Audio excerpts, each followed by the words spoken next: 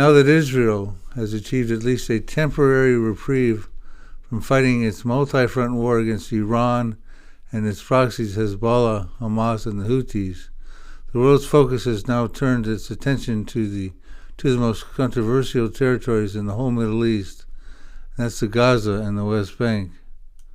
So in today's Bible study at the Prophecy Depot program, we're going to be talking about the geopolitical and prophetic roles of these two very important but highly contested territories. So stay tuned.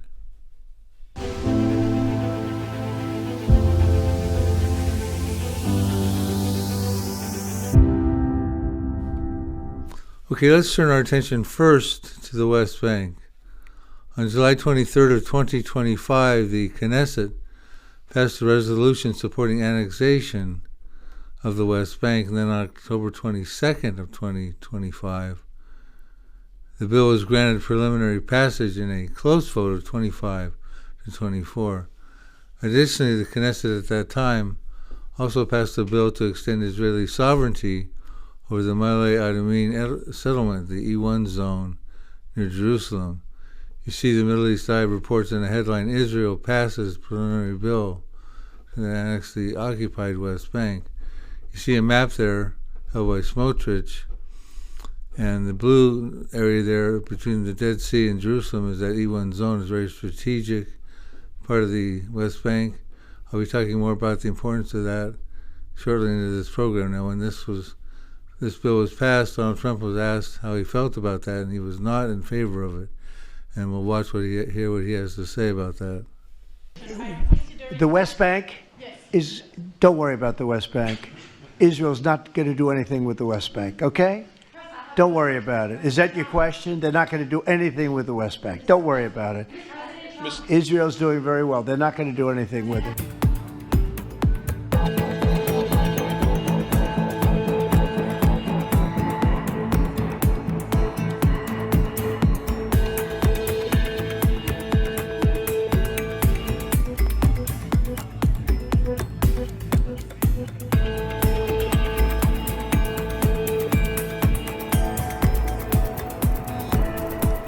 So is President Trump correct when he says it's not going to happen? Israel's not going to annex the West Bank?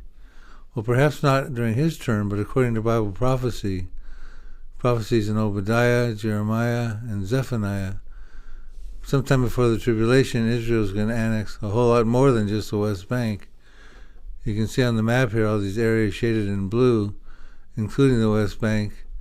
Israel's going to annex all these territories, and like I said, probably before the tribulation period. A little later in this program, I'll be identifying these specific territories for you in relationship to these prophecies. Okay, so let's put this into perspective.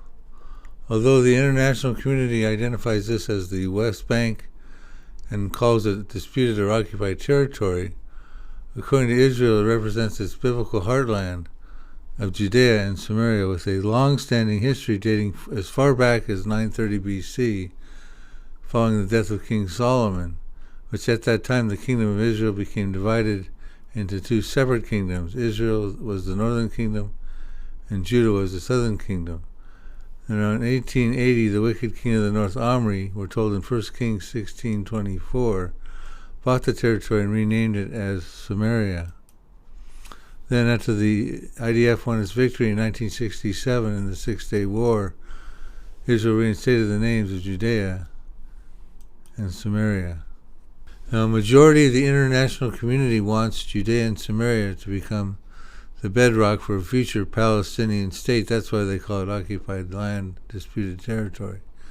They call it the West Bank instead of Judea and Samaria. They won't recognize that. They also call the Jewish cities inside the area as settlements rather than, bona fide cities. Here's an interesting quote from U.S. Ambassador to Israel, Mike Huckabee, reported on June 10th of 2025 in The Guardian. The headline reads, U.S. Ambassador to Israel says U.S. no longer pursuing a goal of an independent Palestinian state. Now, this is a major shift from former administrations, from Obama and all of his predecessors. He goes on to say, I think Israel has the title deed to Judea and Samaria, Huckabee said at the time. There are certain words I refuse to use. There's no such thing as a West Bank. It's Judea and Samaria. There's no such thing as a settlement. They're communities, they're neighborhoods, they're cities, they're Jewish cities. Again, the world wants to call them settlements and disputed territory. Now, I want to turn our attention back to the significance of the annexation bill passed by the Knesset on October 22nd of the Ma'ale Adumim block inside of Judea and Samaria.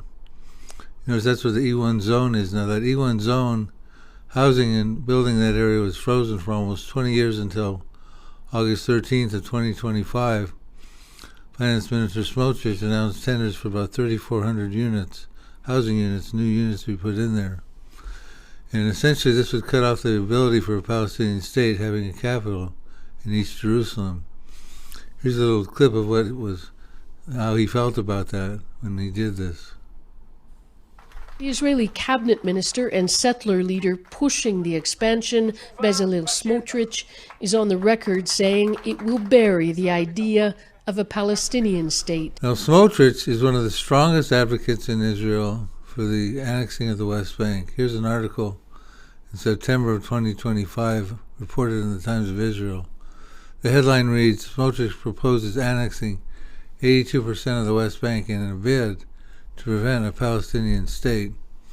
Now, Smotrich has high hopes for the Trump administration. He believes with a little educating, Donald Trump will understand the significance of annexing the West Bank. Case in point, an article on October 29th written by JNS, headline reads, Smotrich, Trump can't support sovereignty if he doesn't know this is what the nation of Israel wants. Article goes on to read, President Donald Trump and his administration would support Israeli sovereignty over Judea and Samaria if Israel properly explained how crucial it is. Trump didn't originally understand how important it was for the Israeli society to bring the hostages home. He didn't understand why we insisted on this. He wanted Israel to just open the gates of hell on Gaza and to finish the war. He states further, it was a campaign led by the Hostages and Missing Families Forum and Israeli Prime Minister Netanyahu that convinced Trump that being on Israel's side meant supporting the return of the hostages. Therefore, Israel must help Trump understand that being on Israel's side, this time means supporting the implementation of sovereignty over Judea and Samaria.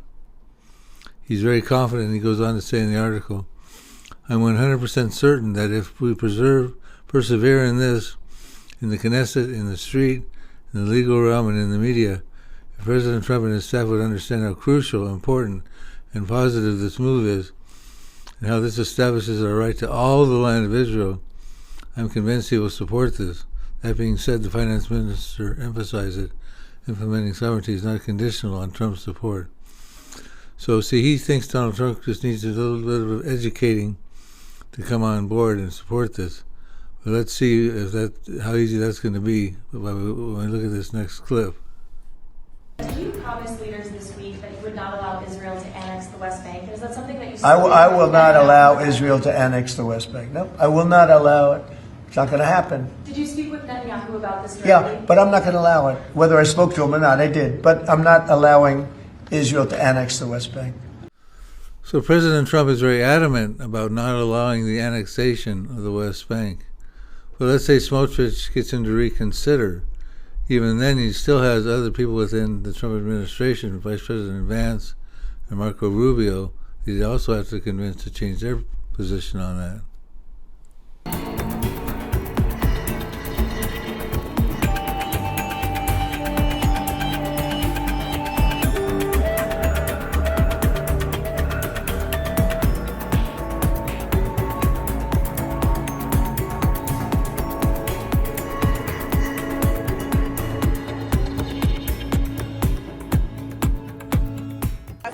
Yeah, go ahead. We'll do it. Yeah. The West Bank vote yesterday that took place while you were in the country.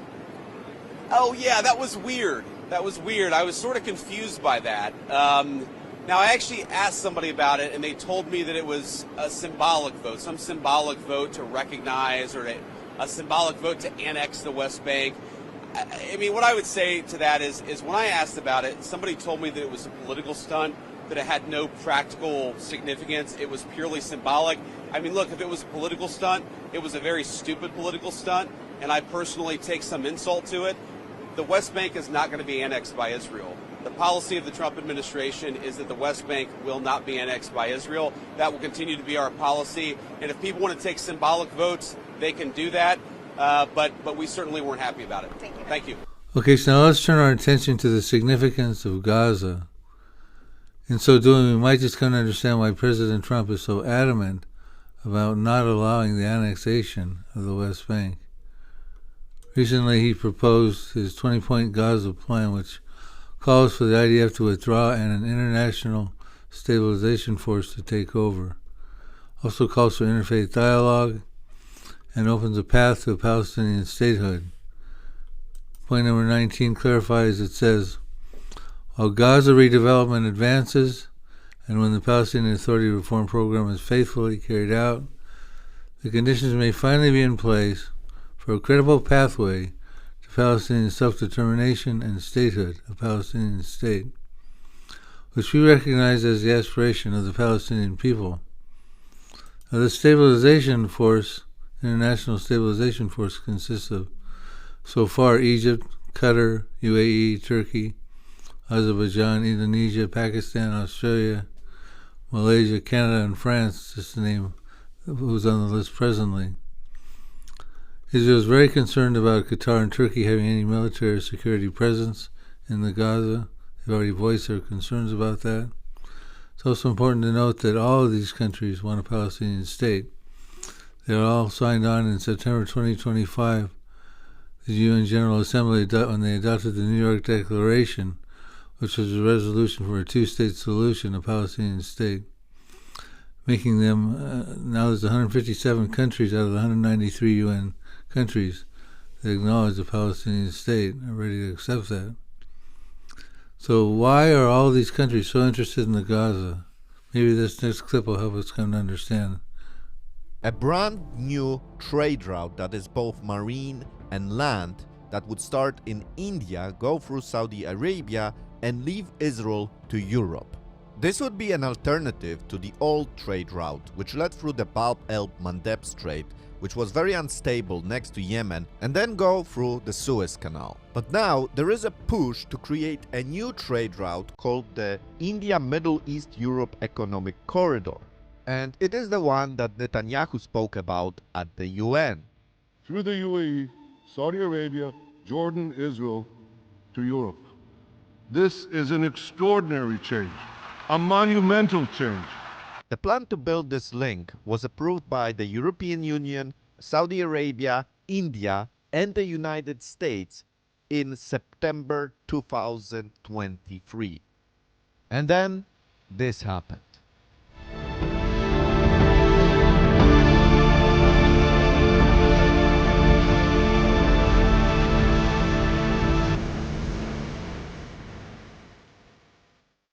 Now guys, remember, for this plan to work, you had to have Saudi Arabia, Jordan, and Israel cooperating together. And in September 2023, it was really close for Saudi Arabia to join the Abrahamic Accords and make this possible. But there were also nations that were not happy about this new economic plan. Iran saw it as a threat to the regional power. And for China, it is a rival to the Belt and Road Initiative, which also is an economic plan announced by China in 2013, a land trade route that goes through Kazakhstan, Russia, Belarus, Poland, and Germany. Now, because Russia began a full-scale invasion of Ukraine in 2022, and Belarus became a vassal ally of Russia, this trade route was also limited. A war with Hamas is followed by a war with Iran, which is very close to developing its own nuclear weapons. But as we remember, this is prevented by a joint Israeli-United States strikes on their nuclear facilities. Iran was very close to developing a nuclear weapon that would be a threat not only to Israel but also other Arab countries. That's why it had to be prevented.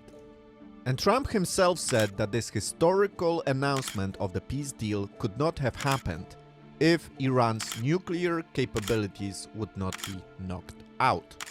Well, I'll tell you, I think it really started when we took out the nuclear capability of Iran. When you look at what they had, So guys, let's just look at the timeline. In 2022, Russia begins a full-scale invasion of Ukraine. This is followed by September 2023, which is the announcement of the India-Middle East-Europe corridor, which then shortly after Saudi Arabia is expected to join the Abrahamic Accords to make it happen. But then we have a sudden attack on Israel by Hamas, which stops the whole process.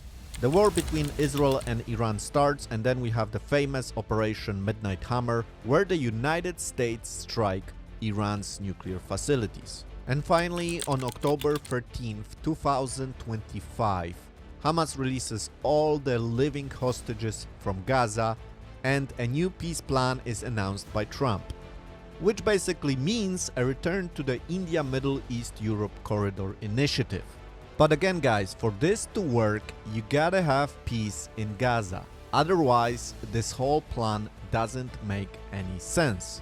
And Gaza will be a problem if it will remain in its current state, meaning a pile of rubble. And this is why very ambitious plans have been proposed to rebuild Gaza. But to transform Gaza, you not only need a lot of money. The World Bank estimates that you would need over $53 billion to rebuild Gaza, but you also need to get rid of Hamas. The implementation of Trump's Gaza plan is getting off to a sluggish start. It's not necessarily going to be a smooth and easy process. There's already pushback. The Credo reports on November 2nd of 2025, Washington's new Gaza project meets Gulf pushback. Here's some of the reasons stated in the article. These nations are reluctant to assist without a clear agreement with Hamas to hand over its weapons. They also want to first deploy their forces on the east of the line to replace Israeli troops. Another concern is Tel Aviv could house Israelis in the new neighborhoods, leaving Palestinians to languish in tents. The Gaza is represented the only patch of territorial contiguity for a Palestinian state. This could end up creating what the Palestinians feared. What they fear the most is not being able to have a Palestinian state and languishing in tents. Languishing in tents is really nothing new to the Palestinians. This is the very condition they found themselves in 1948 after the Arab-Israeli War of that year when Israel defeated the Arabs. They became refugees dwelling in tent-like communities. I believe this condition was predicted over 3,000 years ago in Psalm 83 verse 6, where they're called the tents of Edom. Now the Edomites today have ethnical representation in the Palestinians. And this prophecy talks about an Arab confederacy that wants to destroy the nation of Israel and banner the plight of the tents of Edom, the refugee conditions. I believe it was also prophesied about in two other places, talking about them becoming despised and made small among the nations.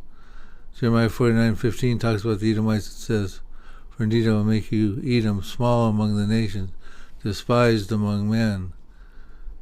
These are the tents of Edom, which I've been talking about.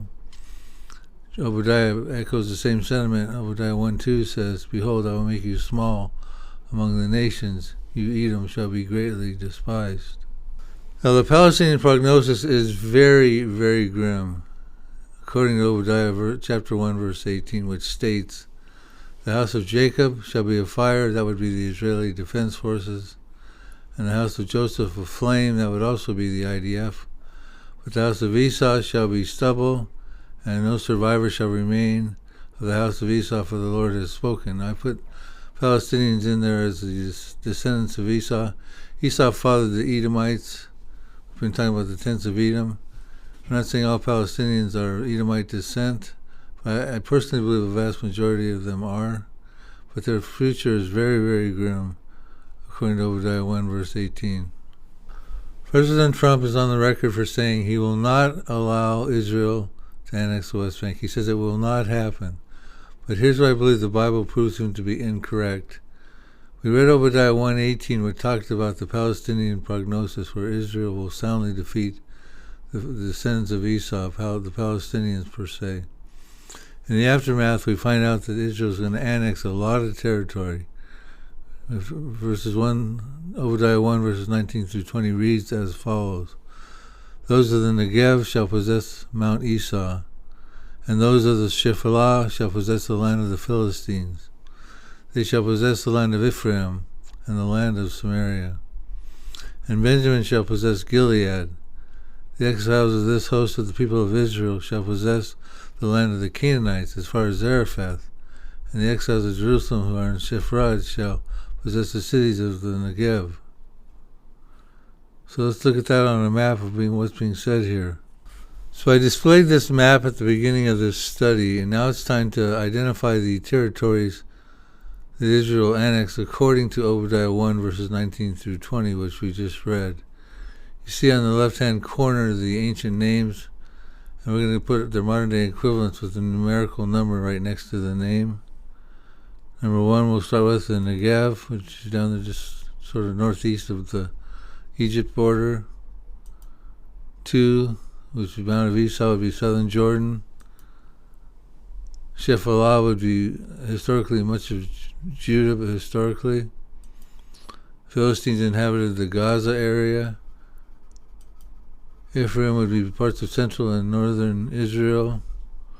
Samaria, we already know that's part of the northern part of the West Bank, modern-day West Bank.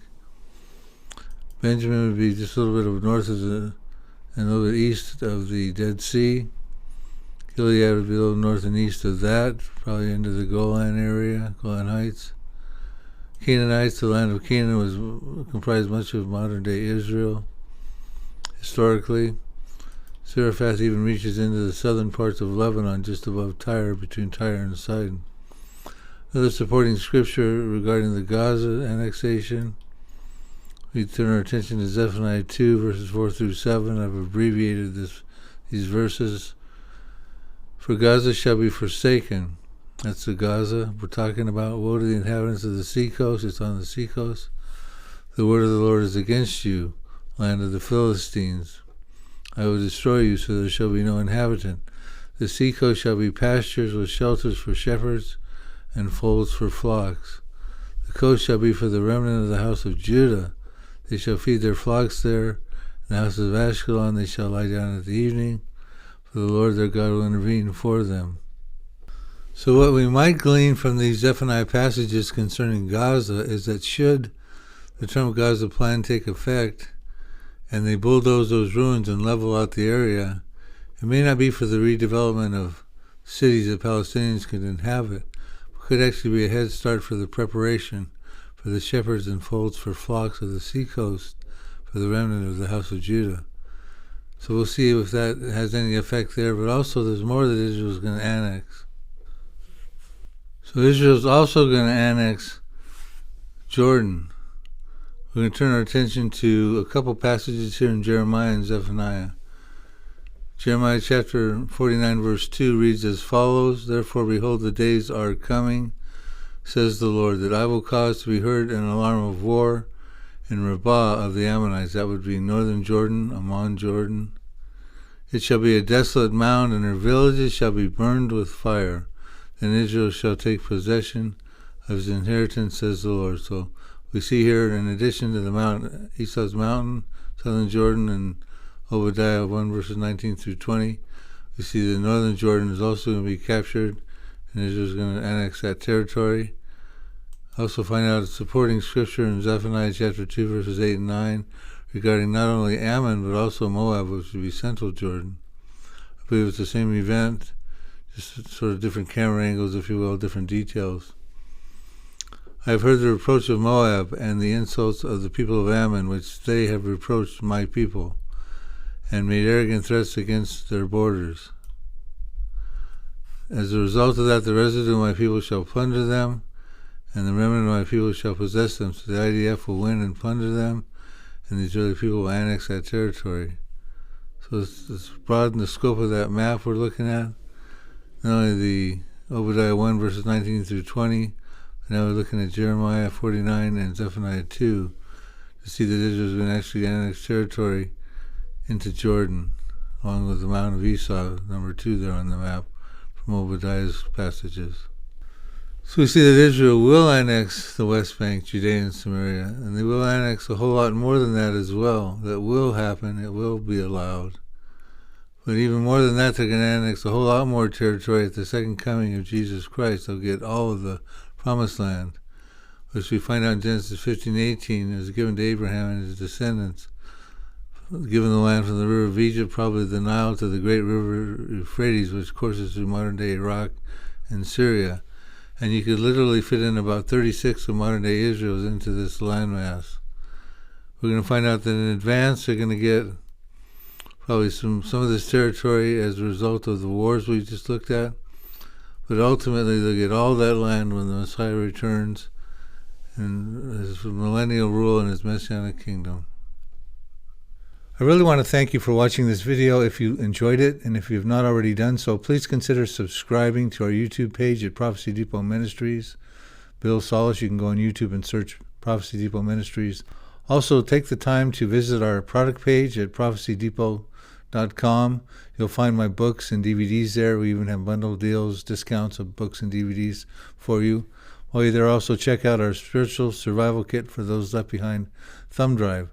It's specifically designed for your loved ones who might get left behind so they can know what's forthcoming in the days in which they'll be living. It would include a Bible, some letters of instructions from me to them, my books and DVDs for the Here to Eternity series, the Now Prophecies, what could happen now at the present time, the Next Prophecies, what has a few preconditions but are stage setting, could happen after the Now Prophecies. The Now Prophecies have no more preconditions.